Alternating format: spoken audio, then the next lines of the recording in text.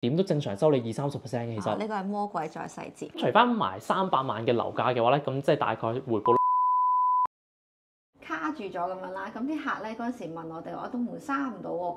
我哋嗰陣時仲諗住係咪啲咩靈異事件嘅。Hello，我係 Coco Wing。我係 Cyrus。有一段片咧，其實我哋不嬲都好想拍嘅，就係我哋民宿1週年嘅情況。點解咧？因為上年民宿開箱段片拍太差啦，所以咧其實我都想拍翻俾大家睇咧，依家民宿係點啦。同埋好多觀眾朋友咧，其實嗰陣時都擔心呢間民宿咁新咁靚啦，咁會唔會好容易好殘舊咧？係嘛？咁我哋都帶大家睇睇。仲有咧，都回應翻我哋嘅標題，唔好喺日本投資民宿。咁究竟呢個係標題黨啊，定係真嘅咧？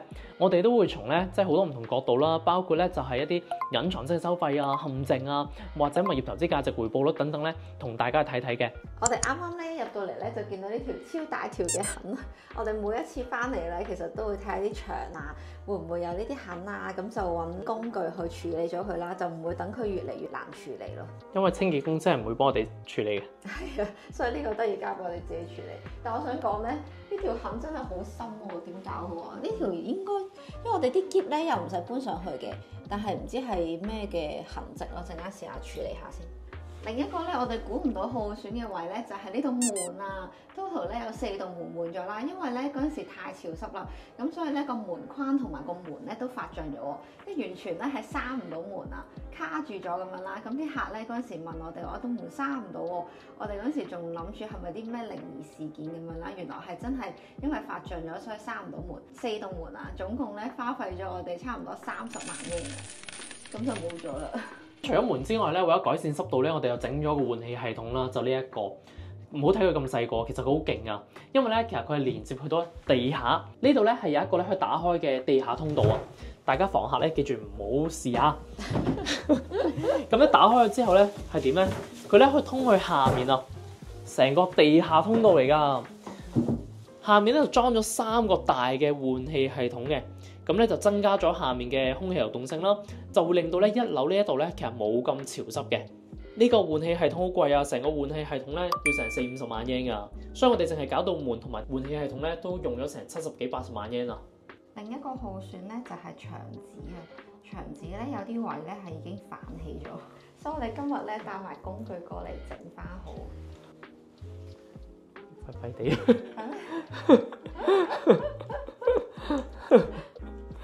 一碌嚟碌去都係咁啊！因為整黐牆紙都係一個學問啦。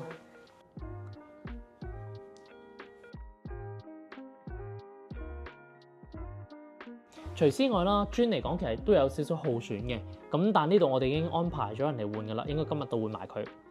我哋啱啱發現咧呢個位咧其實都係成個甩咗咯，差唔多，所以咧依家咧又要黐翻佢。做民宿咧就係要學識好多家居技能啊！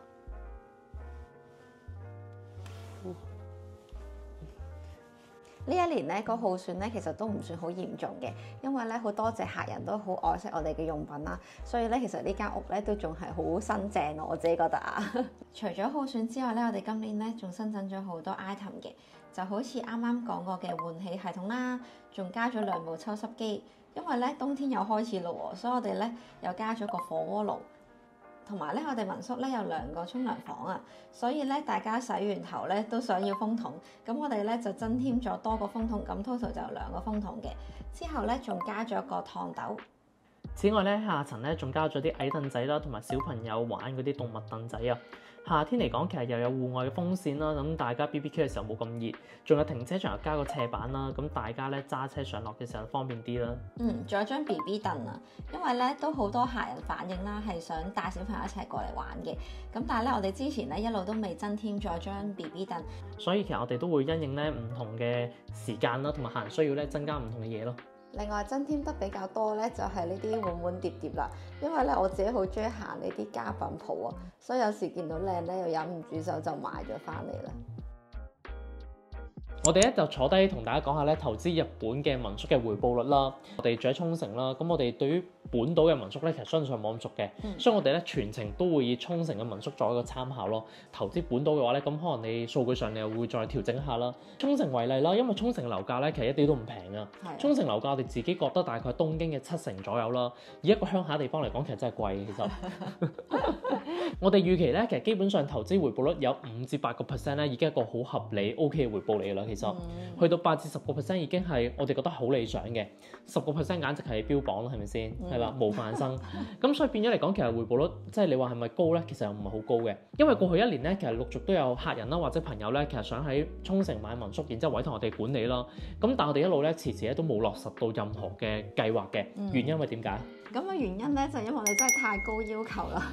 因為沖繩嘅屋咧，如果係價錢平啲嘅話咧，佢入邊咧又會裝修得冇咁靚啦，同埋好舊啊。通常樓齡咧都係20-30年以上嘅。另外咧，如果係樓價太貴嘅話啦，一來成本就太高啦，二來咧個回報率咧又好低喎。所以咧，其實呢個真係要好好考慮下。就好似我哋之前咧睇過一個台灣嘅 YouTuber Joeman 咁樣啦，佢咧就喺東京嘅晴空塔嗰度啊，係買咗個民宿。咁嗰陣時我記得係6500萬，但係咧佢個回報率咧就係5% 左右嘅。佢喺個片度咧都好講得好隱晦嘅，其實佢唔係好滿意個回報率啦。咁個個都話係睇日本投資民宿啦，好似好好賺咁樣啦。但係點解咧聽翻嚟啲回報率都係咁低嘅？其實咧，如果以前嘅話咧，2015年咧嗰陣時啱啱民宿開始盛行嘅時候咧，好多人咧喺大阪、東京咧投資民宿咧，閒閒地咧10零20% 回報率嘅其實。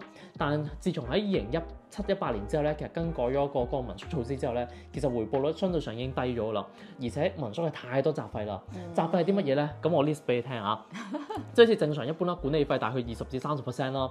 就算其實佢寫咧係5%，但其實 cleaning clean 咧加埋費用咧，即係好似 CCTV 監視費用啦，然之後夜間支援費用啦、檢查費用啦 cleaning clean 加埋咧，其實正常民宿嘅管理咧點都正常收你20-30%嘅。其實呢個係魔鬼在細節。係啦，平台抽佣費啦 ，Airbnb、Booking.com 大概正常都係抽12.5%到15%左右噶啦。清潔費啦10至15%啦，除非你自己清潔。咁水電煤補給品大概咧10至10%嘅開支啦。咁之後仲有房屋保險啦，咁我哋3年大概30至40萬 yen 啦，即係每年大概10幾萬 yen。跟住之後咧，每年再加地稅，再加埋你個物業稅，大概20萬 yen 啦。咁我哋呢家嘅，如果係外國人身份嘅話咧，仲要再徵收一個20%嘅稅項。所以咧，其實你最後盈利其實好少啊。但 sorry， 我未講完。仲有啲乜嘢咧？就係啲唔恆常嘅開支。唔恆常嘅開支包括啲乜嘢啊？就係咧，你本身初期嘅民宿牌照申請費用、家具、屋內設施費、裝修費、請人影相咧，全部都係錢嚟嘅。跟住之後可能仲要一啲定期更換，即係好似我哋換咗抽氣系統啦，節日要買聖誕樹啊，加聖誕燈飾有幾萬 yen 啦。跟住之後每年再洗冷氣啦，嗱我哋洗2次冷氣，4部，每部大概5000 yen， 2萬 yen， 一年即4萬 yen。仲有喎，吸粉喎，吸粉都要2-3萬 yen， 係咪先？所以你其實你傾傾卡啦加埋咧，你成個 list 勁長，我同你講，呢啲咧就係一個民宿嘅開支咯。你未落手落腳做過咧，就覺得哇個收入都好似幾可觀喎，但係咧原來個開支咧其實都可以一大堆嘅。呢度啊，以我哋嘅民宿作為一個 case 啦，咁我哋民宿嚟講，其實我覺得應該係沖繩嘅模範生嚟㗎啦。啱啱上年嘅2月份係我哋第一個月嘅開業啦，咁就唔計啦。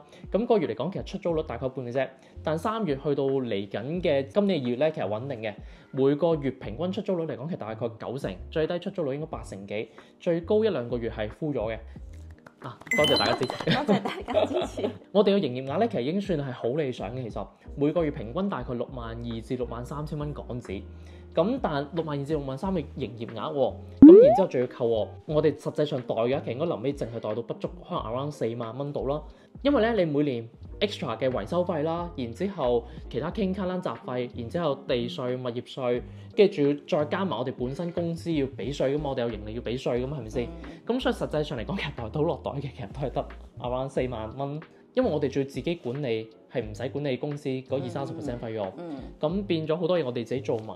咁加埋我哋自己宣傳會多啲客啦，民宿定價我哋會比其他人貴少少嘅。貴嗱呢度我哋都要解釋下，貴係有原因嘅。OK， 大家見到我哋成日咧都要上嚟民宿，個禮拜上嚟1-2次嘅，要執頭執尾係咪先？然之後要親自覆啲客人啦，然之後啲客人咧3蚊半1蚊，我哋都盡量覆。只要我哋見到你 message， 我哋都第一時間覆你嘅，係啦，尊貴嘅客人。咁所以其實好多我哋自己做埋，咁但如果你交俾管理公司管理嘅話，就真係好多甩漏咯。其實，就好似我哋附近有間民宿咁樣啦。之前咧，我哋咁啱睇到佢個 comment 喎，咁佢就係話冇熱水，佢揾個管理公司咧，管理公司又解答唔到佢喎，咁佢就住咗幾日咧，其實嗰幾日都冇熱水用咯，即係佢所以佢最尾就俾咗1粒星咯。其實呢個以住客角度嚟講咧，揾唔到個屋主其實都係一個超級大嘅問題嚟嘅，因為你有啲咩事咧，你唔知向邊個人講好啊。仲有一個 case 咧都好好笑，但係咧有啲戥個閒慘嘅，就係咧 Eddie 老闆咧有一晚揾我哋問我哋咧民宿個時盒開唔到，可以點樣？原來咧係個客咧佢租嗰間民宿咧個時盒開唔到，但係咧揾個民宿東主咧又揾唔到喎。咁佢就企咗喺度啦，唔知可以做啲乜嘢，因為個時候開唔到，佢好似係住喺名湖啊，又去到好遠喎，你又唔可以即刻走過去幫佢啦。咁其實都幫唔到佢。係咯，其實都幫唔到佢，因為我哋都唔係佢即係熟悉時盒嗰個人啦，所以最後咧都係用暴力解決咗。真嘅？係啊，係啊，暴力開咗，大力啲咯，因為佢生咗手。哦，就係咁啦。哦，原來咁。所以如果假設你係揾唔到個民宿東主嘅，其實係好鬧交嘅。其實係啊。咁點解揾翻香港人一般其實相對上好啲？其中一個原因就係咁解咯，因為你可以容易揾到，容易溝通到，所以就方便啲。仲有一樣嘢咧，就係好多客人咧都會想問我哋嘅，就係話啊，咁我究竟着咩衫好啊？天氣係點樣樣啊？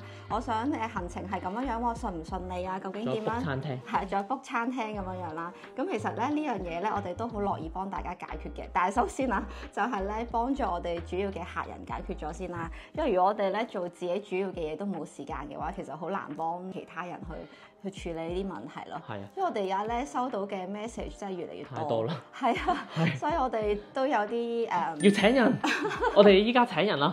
如果大家有興趣嚟沖繩體驗生活嘅話咧，雖然人工低啲，因為沖繩人工真係唔高嘅，咁即管聯絡我哋啦，我哋請人啦。係啊，咁呢啲服務咧，其實我哋都會包含喺入邊嘅。咁整體嚟講咧，其實我哋民宿嘅回報率大概係幾多咧？表面上嘅回報率嚟講，其實就大概5萬蚊一個月咯，咁即係20% 到嘅回報率。但實際上如果扣埋地稅啊、物業稅啊，再加即係交稅等等嘅款項啦，保守應該大概 around 應該4萬蚊港紙到。咁除翻埋300萬嘅樓價嘅話咧，咁即係大概回報率15-16% 到啦。咁你聽落嚟講，其實呢個係一個好理想嘅回報率嚟㗎，係嘛？但係實際上我哋落咗嘅係好多心機，因為我哋自己管理啦，慳咗大概20-30% 嘅管理費。另外咧，一半嘅訂單咧係我哋自己接單嘅，所以嚟講其實呢度又慳咗大概一筆啦，大概7% 到。咁所以嚟講，其實呢度咧慳埋已經慳咗好多啦。加上我哋努力去做宣傳，咁你而家睇到嘅都係宣傳 part 嚟㗎嘛。呢啲諸如此類嘅措施加埋咧，先可以做到呢個 percentage。一般人如果唔係真係自己管理，然之後咧佢好落力做宣傳嘅話咧，其實實際上回報率講真啊，加埋管理公司管理之下，我覺得有5-8% 已經係叫 OK 嘅回報率嚟㗎啦。大家嚟講其實可以參考下我哋個案，但亦都要考慮我哋個案係同其他人有唔同嘅。日本投資民宿有啲咩陷阱呢？咁我哋講最常見嘅2個啦。第一個咧就係唔係全部民宿都可以做到365日㗎，因為咧日本嘅民宿咧最主要分咗3個類別嘅。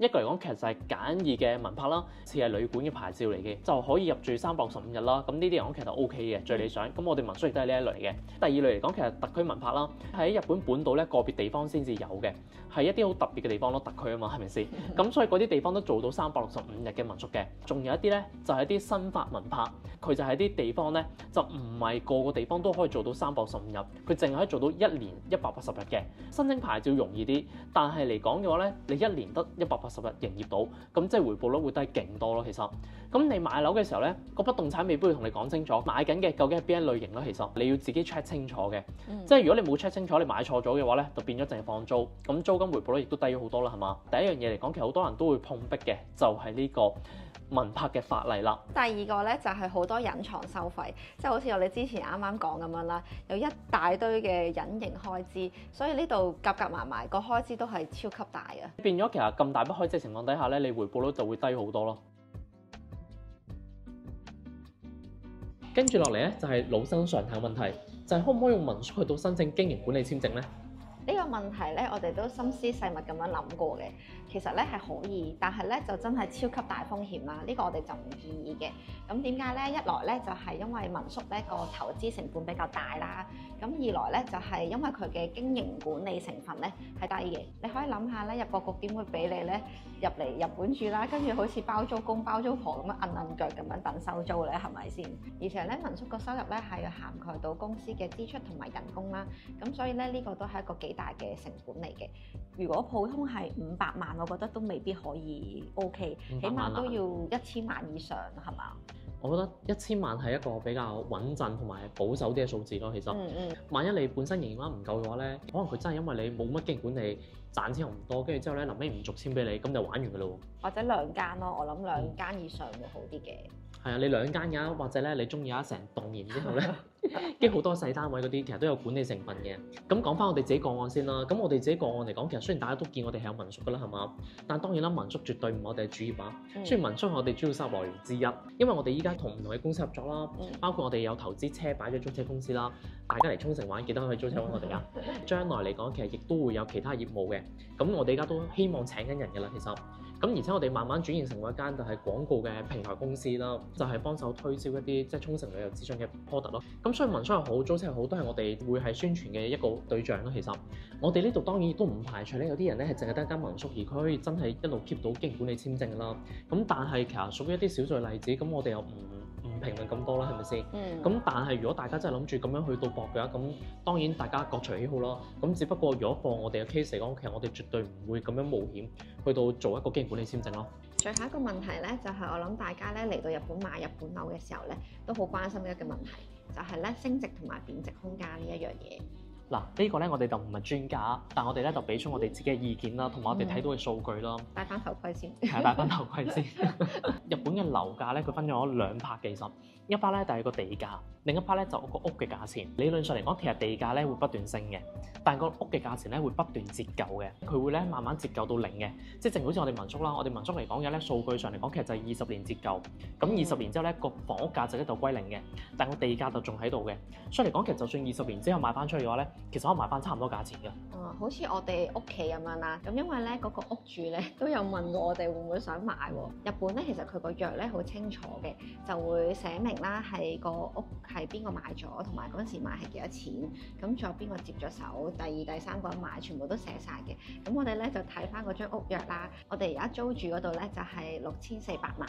咁而家10年之後啦，咁佢問我哋個價錢咧就係6900萬，咁其實真係唔係升好多嘅啫。咁因為而家 yen 咧係貶值啦，所以咧佢價錢就抬高咗都好正常。10年之後個樓價就差唔多咯。係啊，所以其實升值貶值空間咧，其實都唔會話落差太大咯。所以大家如果買得日本樓嘅話，都唔會係諗住話升好多或者跌好多咯。咁但當然有一個例外嘅情況就係，有好多大陸嘅資金外流啊，人民幣貶值得好快啊。近10年日元係不斷嘅貶值嘅，即係或者叫未來啦，啲人覺得係升值㗎嘛，其實。咁所以變咗嚟講，其實如果有啲大陸嘅土豪啦，佢就會諗住咧將資金咧走咗去第二度，等佢人民幣唔使貶值。咁加埋如果佢 yen 咁啱升值嘅話咧，佢就會有一賺咯。但當然呢啲我哋唔知係咪真係會咁啦，係咪先？至於如果你買咗日本樓要賣翻出去嘅話咧，容唔容易嘅話咧，咁我呢度都同你講，真係唔係咁容易嘅。嗱，我哋咧就以沖繩為例啦，因為本島我哋唔熟啦。咁沖繩嘅樓價炒咧，其實就唔似嘅。我哋住緊嗰個單位咧，係啊，我哋咧嗰度係租嘅時候咧，其實佢已經係擺出嚟賣㗎啦。但係我哋住咗2年之後咧，都仲係唔係有人買咯。係啊，咁但當然有時候買賣嘅都睇緣分嘅，係咪先？係啊，好睇彩數咯。因為我哋之前咧同個朋友去睇一間2.6億嘅屋啊，但係咧豪宅係豪宅唔係屋添，豪宅。但係我哋去睇完嗰一晚咧，佢諗住應該唔會咁快有人買啦。點知嗰晚就已經落咗價冇咗咯喎，跟住個星期之後咧，佢就話：哦，原來已經買咗啦。唔係嗰啲人咁有錢嘅嘛？係啊，原來咁多有錢人。我哋以為起碼擺翻1年半載幾年嘅。正如我醒起啊，有啲客咧問我哋咧，即係可能佢諗住 book 半年之後，佢問呢段期會唔會咁快有人 book 啊？真係好睇彩數，真係。有時試過咧，係即係佢問完之後，第2日就即刻有人 book 咗佢嗰段期喎。係啊，跟住佢唔問咧，就可能冇人 book 嘅。但當然咧，有時候亦都可能咧，一路擺到咧，臨尾最後都冇人 book 都有嘅，其實。係啊係啊。所以其實呢啲真係緣分嘅，真係話唔埋。翻開有條路。我哋今日賣完廣告啦。咁今集咧，我哋分享咗好多咧，可能你喺投資日本民宿之前咧，都會有興趣想知道嘅問題啦。但係我哋嘅數據咧，僅供參考啫，因為始終唔同地區都唔同嘅。我哋都有諗過咧，可唔可以公開啲咁私隱嘅資料嘅？因為今日都幾詳細啊。但係我覺得我哋係有交足稅、報足稅嘅，所以又 OK 嘅，係啦。我哋希望我哋嘅真實經驗咧，係真係可以分享到俾更加多嘅朋友知道，究竟係投資民宿係點嘅一回事咯。如果你哋咧有乜嘢本民宿嘅投資經驗啊，或者有啲咩民宿嘅分享嘅話咧，不妨喺留言部分留言俾我哋聽啦，或者分享俾其他人聽。係，或者有問題想問我哋都可以下面再問嘅，咁我哋盡量解答大家。好，我哋今集就到呢度為止啦。咁如果大家中意我哋影片咧，記得 like、comment、share 同埋 subscribe 我哋。咁我哋仲有 Facebook 同埋 Instagram 都有我哋嘅生活資訊嘅。係啦，咁我哋下集再見啦，拜拜。拜拜。仲有一樣嘢咧，好想講啊，就係咧好多謝咧呢一年住我哋民宿嘅咁多位客人啦。咁其實咧呢一年咧都有唔同嘅地方客人，有台灣啦、香港啦、新加坡啊、馬來西亞、日本啊，好多唔同嘅好嘅客人咯。所以呢個真係好感謝嘅。感謝大家。好，拜拜。拜拜。